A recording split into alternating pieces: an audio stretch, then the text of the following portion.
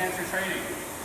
So rowing fits with the CrossFit definition, even though it's technically a machine, we can shy away from using machines, but it fits with the CrossFit definition because it's a high power activity, which basically means that it recruits a very large percentage of the musculature in your body in a very coordinated way, such that it allows you to use up a lot of energy per unit time. In fact, on the display here it's showing calories per hour, which is an actual measure of power. Also, you can tell I'm starting to have trouble talking because it affects my breathing. It's a great supplementary cardiovascular tool.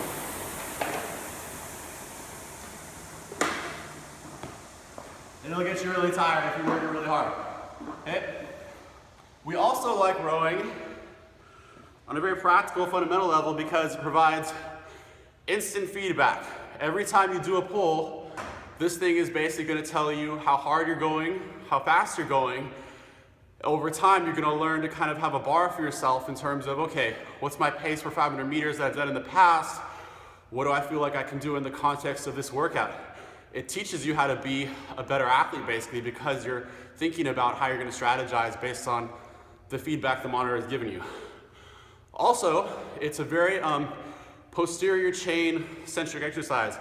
Glassman says, in one of the early CrossFit literature pieces, that part of what we're trying to accomplish in CrossFit on a big picture scale is teach people, teach new athletes, teach people that have never worked out before, often, to potentiate the posterior chain, okay? What does that mean? That means that we're trying to teach you how to develop awareness and harness all the potential of your hamstrings and glutes, because if we've never trained before, chances are it's kind of out of sight, out of mind, okay? Rowing is also really useful because it fits in our overall programming. It's a great recovery tool. It's a what we call concentric only movement, which means that during the pulling phase, you're using your posterior chain, but during the recovery phase, you're not. You're actually only using the anterior chain or the abs and the rectus femoris to recover to the start position. It's also low cycle, which means that there's a very low chance of overuse injury from doing too much of it because you're only pulling about 30 strokes per minute, whereas if you're running or doing a lot of jump rope, that can kind of catch up with you in some of the small joint areas. Finally, it's a great engine building tool. Very early on in CrossFit, when we're learning how to use a barbell, when we're learning how to kip on the pull-up bar, do all the different skills, it's not so easy to go all out because you're still trying to figure out what's safe, where to push, how to game your workouts, okay? But the rower, it's a technical skill, but it's something most people can figure out pretty early on how to do safely and with intensity, okay? So it'll be your primary engine building tool along with maybe the sled and maybe the Aerodyne. When you're still a little green on how to do snatches and how to kip on your pull-ups, you will still be able to go hard on the rower in a very measurable way because this thing will tell you exactly what your output was, exactly what your score is for any given workout. So I recommend, honestly, if you want to do an extra workout like on Thursdays on a recovery day, do something with the rower, something like 1,000 meters. That's actually one of our main benchmarks on the board over there. 2,000 meters is basically the equivalent of doing like a mile run kind of time domain, okay? And that'll be a great aerobic benchmark.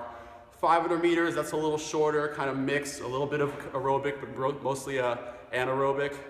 And then some great workouts. You can do 5 by 500 meters. You can program your rest intervals into the monitor here. 5 by 500 with 2 minutes rest. That'll be a good like 20-something minute total workout. 10 by 250, how to develop really strong pull over a short time period with multiple intervals to kind of practice that. I really like the newer monitors because they can tell you each interval what your output is, and you can kind of cross compare and get a nice little summary at the end. I'll show you guys how to do more detailed kind of stuff with the rowers another time. You can also do AMRAP, like 4-minute time trial, just see how many meters or calories you can accumulate in that time domain. So, in summary, high power output activity, instant feedback, teaches you how to use your posterior chain, which you could translate to a lot of the lifting stuff we do readily. Great recovery tool on Thursdays or open gym time, we can get it in. and a great engine building tool to help you develop your fitness and athletic capacity overall. Hope you found this helpful. Until next time.